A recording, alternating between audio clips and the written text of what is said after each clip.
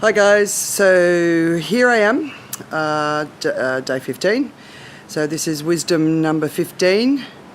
Be a person of your word.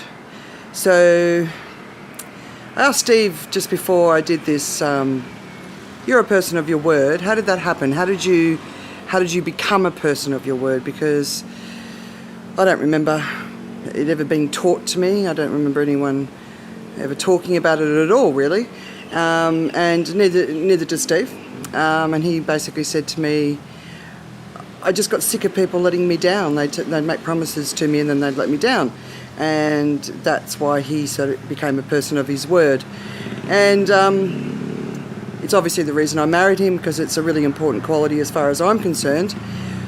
But equally, I'm probably even more gung-ho on the being a person of your word than he is. He was just saying, as he gets older, he's less patient, he's less tolerant, and he'd rather spend his time doing different things. But I think that's a different topic, because being a person of your word means you make a commitment, you give a promise, and then no matter what, you're going to follow it through.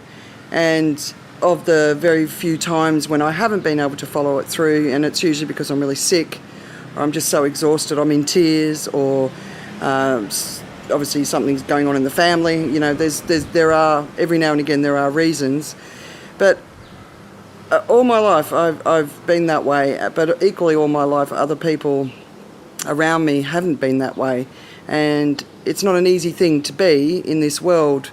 For some reason, we've lost track of this one, and I think it comes from a bit of cynicism, or a lot of cynicism, and that comes from the fact that we're just not honouring our commitments. We're not honouring our word. We don't put any value on it anymore. So when you meet somebody who does honour their commitments, you definitely feel about them in a different way. But it's something I also am really talking to the boys a lot about. And like I said, nobody talked to me about it. Although I have a vague recollection that my dad probably was a person of his word. But yeah, so it's something that's really important to me, and it's something I talk to my boys about, because I want them to grow into be men of their word. And while I teach them this, so if they make a commitment, they've got to follow through. And we talk about it a lot, but we also have to say to them, when people give you their word and then they break it, don't let that stop you from being true to your word. So we're sort of preparing them from the fact that maybe this quality isn't going to be something that they're going to necessarily experience a lot in their lives either. And I think it's a real shame, because it's like we're accepting the status quo, and I don't think the status quo is good enough. I think we should be able to give our word to each other and follow through. So wisdom number 15 is something that's always been very important to me, and there's many times that the easiest thing I could do is just say, nah, not in the mood tonight, don't want to do it.